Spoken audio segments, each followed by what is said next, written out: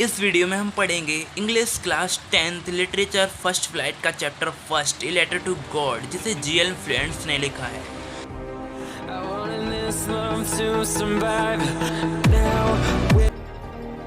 The house the only entire valley, मतलब वह मकान जो एक नीची पहाड़ी की चोटी पर स्थित है।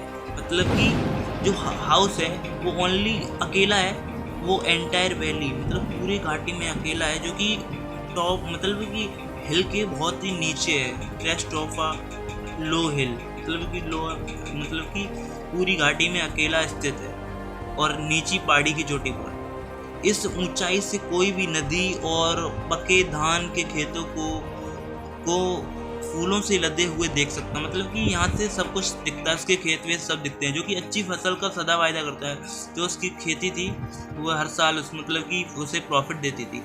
पृथ्वी को केवल एक वर्षा अथवा कम से कम मतलब कि बहुत सालें हो गई थी, जो कि मतलब कि इस साल पानी बिल्कुल नहीं बरसा था, बरसात हुई नहीं थी, तो खेत में पानी की ज़रूरत थी।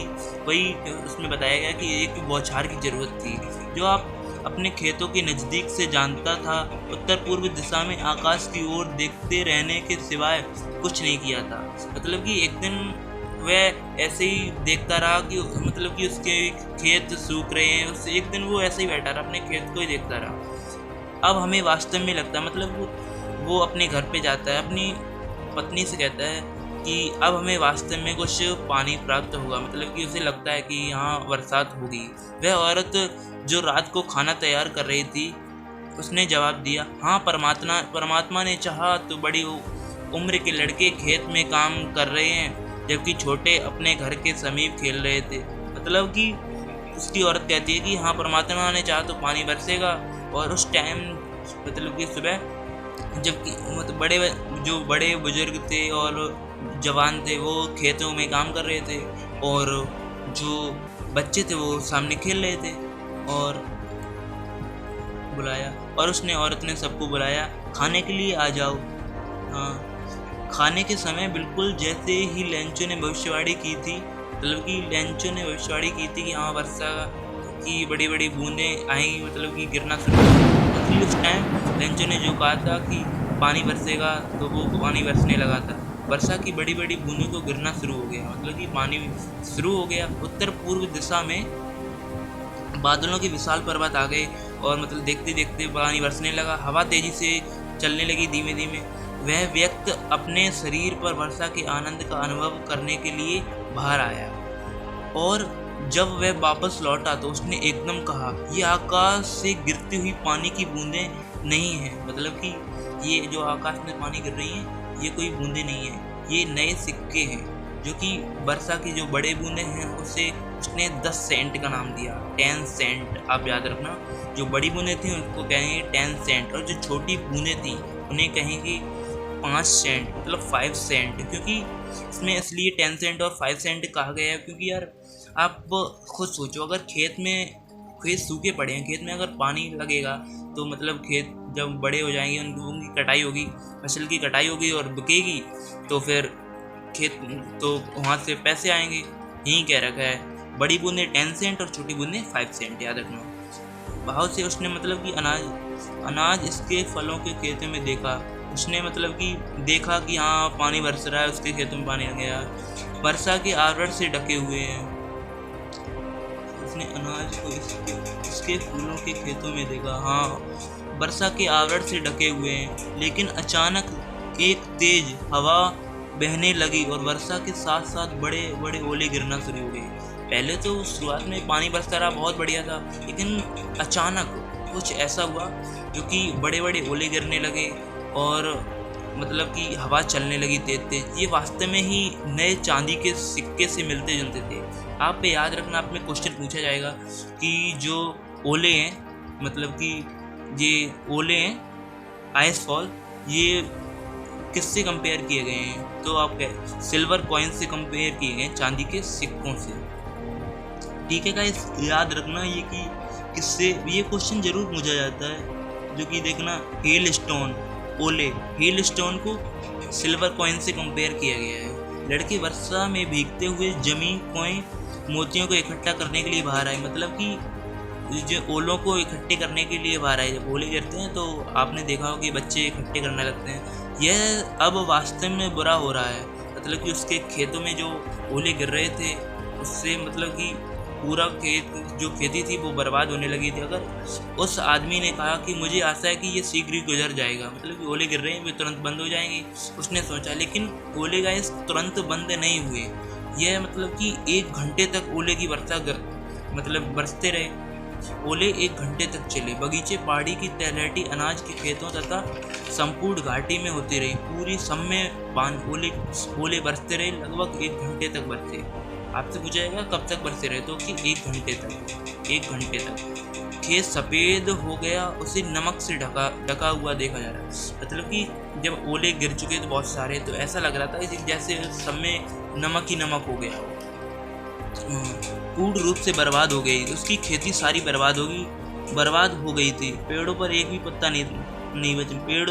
पेड़ की पत्तियां सारी झड़ गई थी और धान की खेती पूर्ण रूप से बर्बाद हो गई थी। उसकी खेती सारी बर्बाद हो गई थी। लेंचो के खेत में फूल पौधे से गिर गए थे।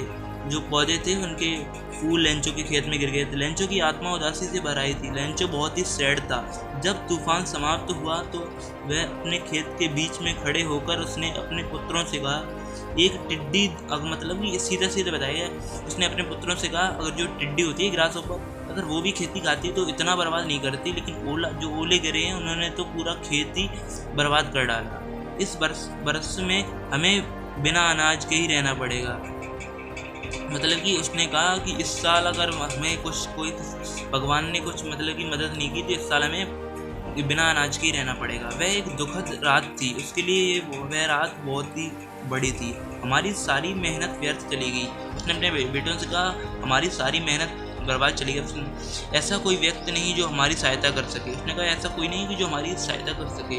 इस वर्ष हमें सबको भूखा रहना पड़ेगा।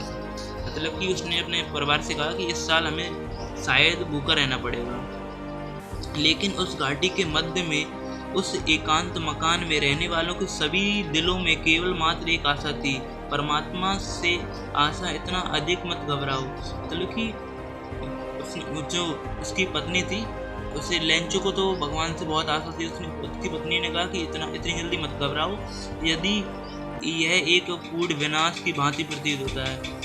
याद रखो कि भूख से कोई नहीं मरता। मतलब उसकी पत्नी ने कहा कि याद रखो कि भूख से कोई नहीं मरता, अपने मन से सब लोग मरते हैं। लोग यही बात कहते हैं कोई भूख से नहीं मरता। लोग भी कहते हैं कि भूख से कोई नहीं मरता। सारी रात भर लेंचो अपनी एक आशा के बारे में ही सोचता रहा, परमात्मा की सहायता की आशा।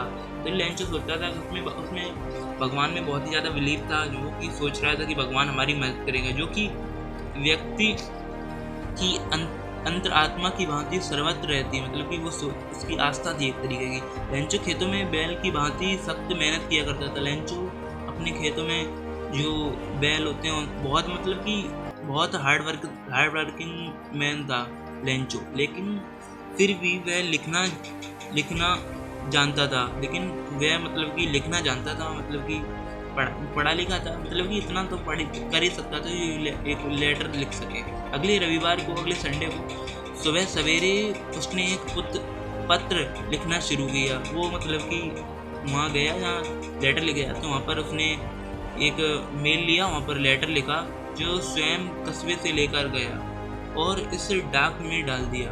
उसने मतलब कि उसने लेटर लिखा और वहाँ पर मेल बॉक्स में डाल दिया। वह परमात्मा को लिखे गए पत्र से कम कुछ भी नहीं था। उसने मतलब कि लिख दिया और एड्रेस डाल दिया गॉड। उसने लिखा परमात्मा, यदि तुम मेरी सहायता नहीं करोगे तो मेरा परिवार और मैं इस वर्ष भूखे रहेंगे। मुझे अपने खेत को फिर से बोने के लिए तथा अगली फसल पकने तक जीवित रहने के लिए मुझे 100 पैसों की ज़रूरत है। उसने उस लेटर में लिखा कि अगर इस साल आप मेरी मदद नहीं करोगे, भगवान अगर इस साल आप मेरी मदद नहीं करोगे तो मैं और मेरा पूरा परिवार मतलब इस साल भूखा रहेगा। उसने डिमांड की कि मुझे 100 पैसों चाहिए। हाँ, उसने लिफाफे पर लिखा परमात्मा को पत्र को लिफाफे में डाला। अभी भी परेशान हुआ कस्बे में गया। मतलब कि उसने जैसे ही वो मेल बॉक्स में लेटर डाला और तब भी वो परेशान था।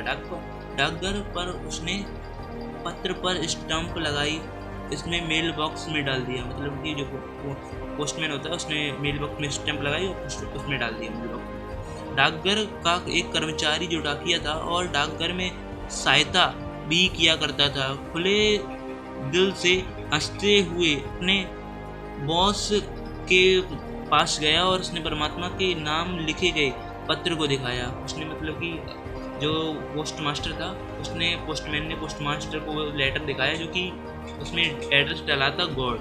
एक डाकिये के रूप में अपनी नौकरी के दौरान उसने कभी भी ऐसा पत्र नहीं देखा था, मतलब उसे ऐसा पत्र तो कभी नहीं मिला था। पोस्ट मास्टर जो एक मोटा था और मंत्री पूर्ण एवं खुशमिजाज था, मतलब कि वो हैप्पीनेस पर्सन था और वो कि थिक था। पत्र को देखकर जोर से हंसा वो, मतलब कि उसने पत्र पढ़ाया तो देखा कि गॉड से लिखा है, तो मतलब कि गॉड एड्रेस वो गॉड डाला है, तो वो बहुत हंसा। उसके थोड़ी देर बाद वह मतलब कि सीरियस हो गया, वह गंभीर हो गया और पत्र को उसने अपने डेस्क पर थपथपाते हुए कहा, यह अद्भुत विश्वास है। मतलब कि उसने कहा कि मतलब कि इसमें भगवान में बहुत ज़्यादा विश्वास है। उस भगवान में विश्वास मतलब कि भगवान में विश्वास बनाए रखने के लिए इस पत्र लेखक की भांति परमात्मा में मेरी अड़ग आस्था होती। मतलब कि उसने कहा कि जैसी लेंचो की परमात्मा में बहुत ज़्यादा विश्वास है, वैसी काश मेरी भगवान में बहुत ज़्यादा आस्था होती। उस व्यक्ति को परमात्मा में अड़ग विश्वास था कि उसने परमात्मा से पत्र व्यवहार करना शुरू किया। इसलिए पत्र लेखक का परमात्मा पर विश्वास न डगमगाए, क्योंकि उसका भगवान में विश्वास ना जाए, इसीलिए पोस्ट मास्टर के दिमाग में एक विचार आया कि उस पत्र का उत्तर दिया जाए, क्योंकि उसका आंसर दिया जाए उस लेटर का। लेकिन जब उसने पत्र को खोला यह स्पष्ट हो गया था कि पत्र से उत्तर देने के लिए नेक भावना से अधिक कुछ अन्य चीज़ें की ज़रूरत थी। उसने सीधे बताएं, उसने लेटर पढ़ा और उसने देखा कि मतलब कि जो वो है उसने भगवान में अपनी प्रॉब्लम बताई और 100 पेसोस की डिमांड की। उसके बाद डिमांड की और जो वहाँ का पोस्ट मास्टर था उसने उसका आंसर देने की सोची। उसने सीधा ये कह दिया, उसने उसके जो फ्रेंड थे और जो वहाँ के जो एम्प्लॉय थे पोस्ट मास्टर के एम्प्लॉय, वहाँ से उसने वो उनके पैसे इकट्ठे किए। मतलब 100 पैसों की ज़रूरत थी, लेकिन उन्होंने मात्र 70 पैसों से इकट्ठे कर पाए और फिर मतलब मेल बॉक्स में डाल दिया और उस पर साइन कर दिए कि गॉड ने भेजा है। उसके बाद जब उसने पढ़ा, लेंचो ने वो लेटर पढ़ा, तो वो बहुत ही मतलब कि एकदम ऐसा था कि कुछ मतलब कि वो उसे इतना ज़्यादा विश्वास था कि वो कोई मतलब सरप्राइज नहीं था उसके लिए। उसने पढ़ा, उसने बहुत ज़्यादा गुस्सा हो गया। उसके बाद तुरंत ही वहाँ से लेटर लिया, फिर दोबारा लेटर लिख दिया कि उसमें लिखा, भगवान अब की बार डायरेक्ट मुझे लेटर भेज, मतलब वो ये तो मात्र 70 पेसों ही हैं, अब की बार जो लेटर भेजना हो वो डायरेक्ट मुझे ही भेजना, मुझे और ज़्यादा 30 पेसों की और ज़्यादा ज़रूरत है। आपने 100 पेसों भेजे थे, लेकिन जो 30 पेसों हैं वो एम्प्लॉय ने ही चुरा लिए, वहाँ के एम्प्लॉय चोर हैं। उसने ऐसा लिख दिया। उसके बाद पत्र को मेल बॉक्स में गिरा, पोस्ट मास्टर इस खोलने के लिए गया। उसके बाद उसने मतलब उसमें खोला, उसने लेटर खोला। पोस्ट मास्टर ने पत्र में लिखा था, परमात्मा वह दिन जिसे मैंने आपसे मांगा था उसमें केवल 70 पैसे होते हैं। मैंने बताया उसमें 70 पैसे होते हैं, बकाया धन मुझे भेजे क्योंकि मुझे इसकी लेंचो ने बोला कि मुझे 70 पैसों ही मिले, 30 पैसों की मुझे और ज़रूरत है, लेकिन इसे मेरे पास डाक द्वारा ना भेजें क्योंकि पोस्ट ऑफिस के कर्मचारी मतलब कि ठग लेते हैं और मतलब कि चोर हैं। तो गाइस यहीं पर आपका चैप्टर ख़त्म होता है, ए लेटर टू गॉड।